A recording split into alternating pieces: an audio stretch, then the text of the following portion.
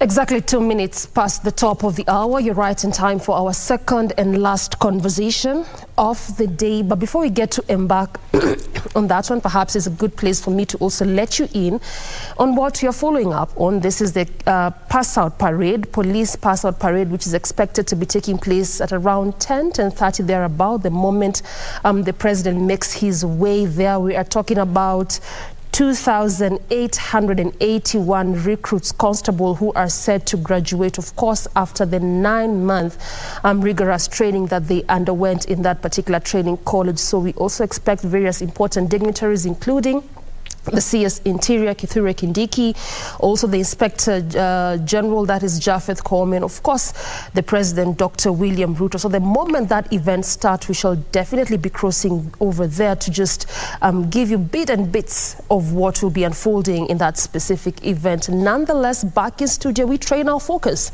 on matters of mental health awareness, being a Health Tuesday, and we look at social media and mental health awareness. My guest is on set. That is Rama Ulwoch, who is a multidisciplinary artist. He'll be helping us unpack on that and so much more. Welcome to the program, Rama. Thank you. Perhaps just begin by, how I've defined you, multidisciplinary artist. Yeah. What is this? So a multidisciplinary artist is somebody who expresses their idea in more than one format. I'd say like format being like a very basic definition of the word. So I paint, I sculpt, I draw, I write, I film. Basically, I'm a content creator, just to speak. To put it in a simpler way, I'm a content creator, yeah. Because it's so much embodied in one. Talking about painting, content creation, filming, and all this. And actually, I've seen some of your of your works. Yeah, thank you. Yeah, all right. So content creation, and we are really seeing a lot of that in this time, I should say, in our generation, so to speak. People are moving towards that side. You'd get someone even having a 9-to-5, for instance, but still they will do content. And social media is really so open, and quite a number of times when you hear most of this, mental issues, mental wellness, they emanate from the social space. I mean, what really do we need to do? Because it's an area that you can't restrict. You can't really quite put the safeguards therein.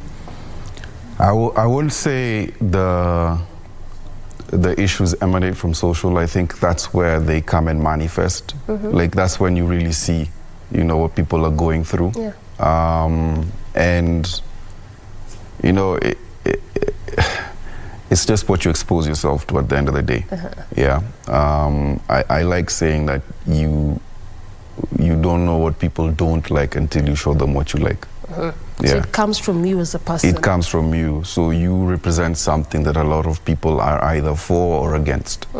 And so when you put your content out there, when you put yourself out there, you're sort of giving them a platform to express whatever they like or whatever they don't like. So to speak, could be the negative comments, the positive comments, the mixed reaction. This is as a result of what you have put out there in the first place. I think by default, anything you put out on social media will always attract people who share the same interests. But then it also attracts people who don't align with the same interests that, you align with, for example. So then as a content creator, talk to me about yourself and your own experience. To what extent do you put out there, and what has been the impact? I think as a content creator, you have to be very mentally agile. You have to understand a lot of the things that, you get exposed to will affect you in some type of way. But then not everything that comes at you from these social platforms has anything to do with you. Sometimes guys are just projecting. Maybe you represent something that people don't like, someone doesn't like, and so if they tell you, I don't like how you eat, the way you look, the way you sit, the way you walk, it probably has something to do with them. It has nothing to do with you. You're just being yourself. So Personally, I'll speak on a personal level, just to avoid the. I don't want to sound like a psychologist, but from my own personal, from my own personal experience, you know, I think a lot of people are projecting, especially speaking as a guy. I hosted a space last year where I provided a platform for men to just speak about. This is a Twitter space? Yeah, I just created a platform for men to speak about general things that affect us. And I realize a lot of men have identity issues. Yeah. And these identity issues are deep-rooted, you know. And I speak on it. I like speaking on some of these things, because society sometimes requires you to hold up a mirror and tell guys, hey, look, guys, this is what's happening. You know, when you're in the heat of the moment, you don't see it, but this is actually exactly what's happening. And I like using the example of, we just came from December. Yes. And you imagine a situation where in December there were boys who went for initiation in a lot of cultures in December, right? Yeah. So there's 14-year-olds who went for initiation in December, and they were probably told they're men. And then they're going to Form 1 in February. And when they get to Form 1, they'll realize they're boys the hard way. Yeah. So you can imagine what that does to guys from that young age. You know, you went through this thing traditionally, or, you know, like culturally, there's a thing you went through that told you, you know, you're a man, and then you go to school, and tell you, hey, you have to wear shorts. You have to wake up when I tell you to wake up. And you can't get the relationship between... Exactly. So for you to be able to process such things, you know, it starts from there. And then you grow with this resentment, you know, you take it to uni. People wonder why you're stoning cars, you know. Guys wonder, what's wrong with these guys? Why are you stoning motis on the highway? I hear you. And then you graduate, you go to Jobo, you know, you pray for a job, and when you finally get a job, you start saying how you hate the job. You know, because you've been forced down a line, you know. You have identity issues from every element, from what you think of yourself to what you do. And so when you have a society that's, you know, structured like that, and, you know, you give people free channels where they can express themselves freely, what do you think is going to happen? You know, they really will talk about it. They will definitely find a way to bring it out.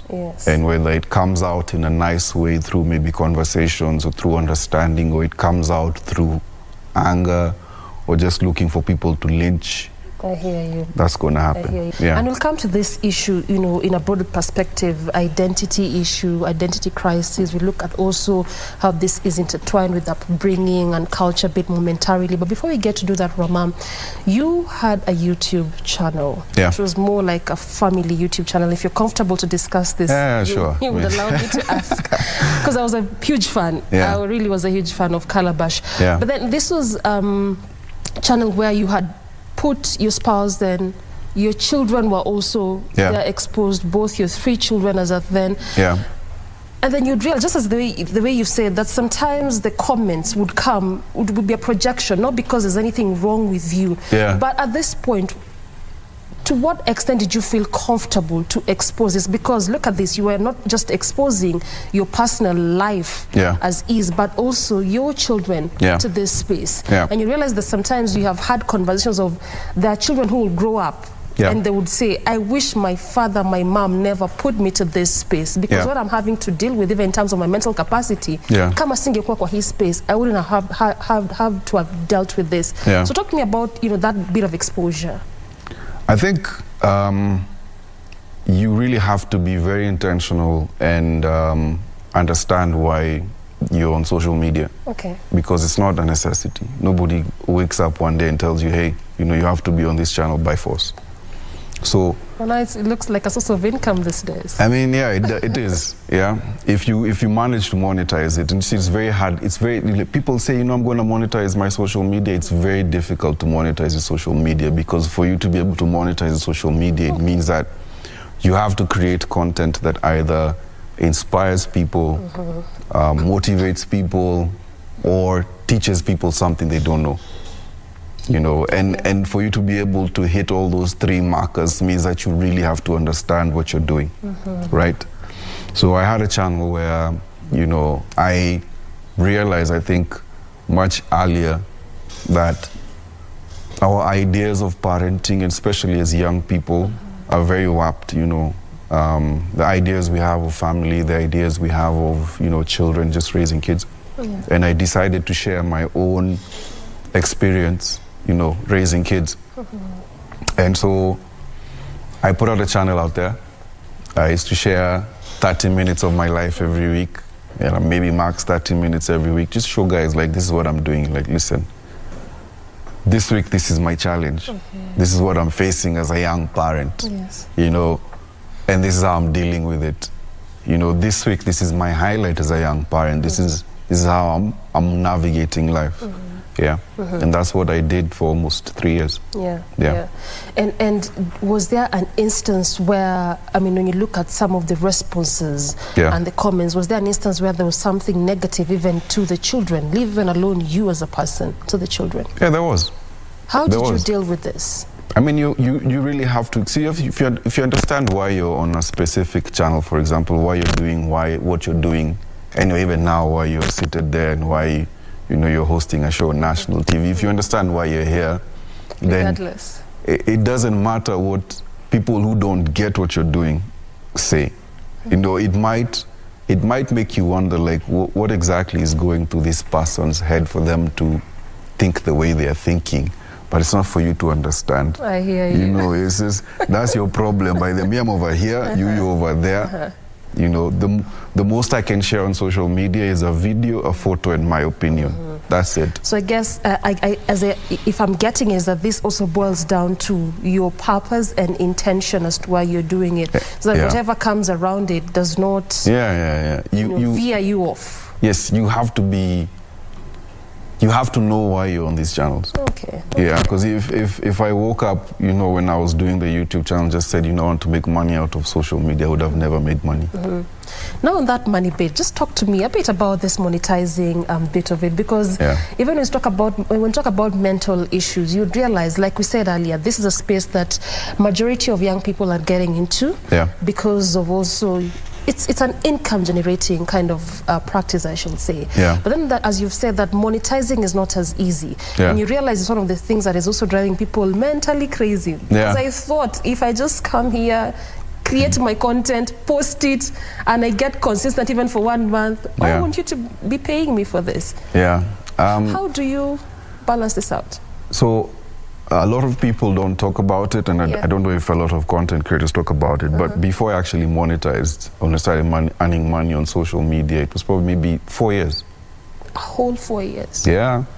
I mean, so at this point, you're just consistently creating content? You see, the motivation is not the money. All right. The motivation is to share your experience, because the human experience is one.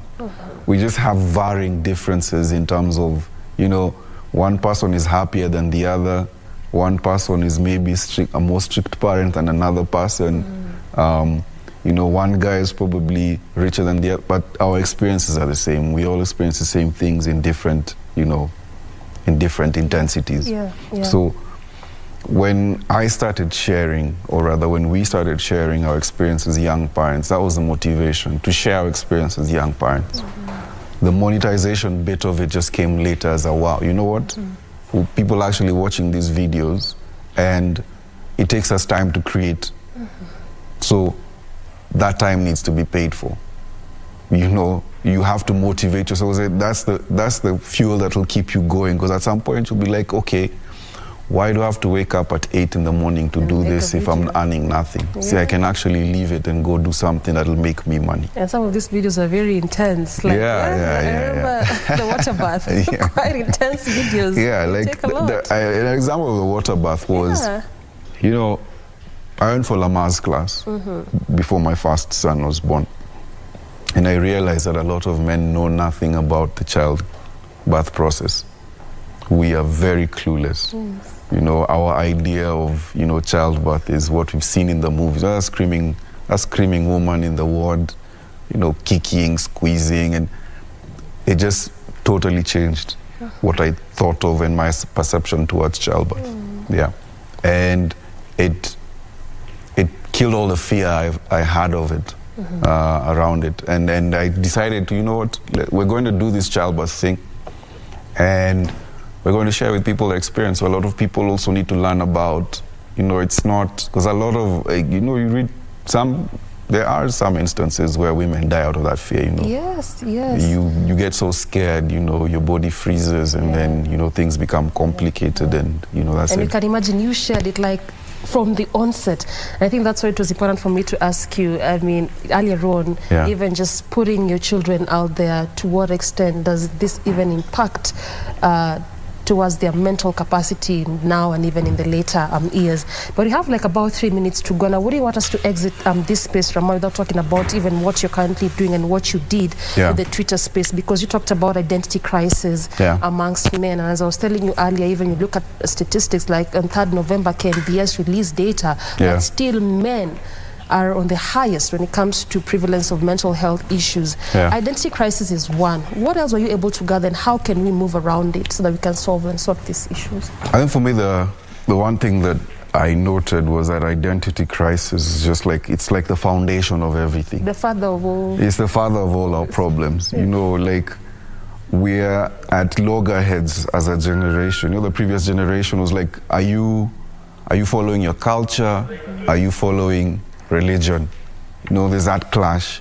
Now it's like, okay, now I have to balance between culture, I have to balance between religion, I have to balance my own beliefs. Who am I as a person?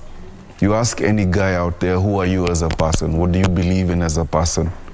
They have to really think about it. Some would even say that their job is... You identify yourself. So you identify yourself with your job. Now, what happens when you lose your job? Then you don't know who you is. Then you don't know who you are, exactly. So that's something that I discovered in that process, and I just opened a space where every Monday we just have conversations as guys. So it's around actually every Monday? Things. It's every Monday. We did it for around a year, and then I realized I'm limiting the reach of these conversations.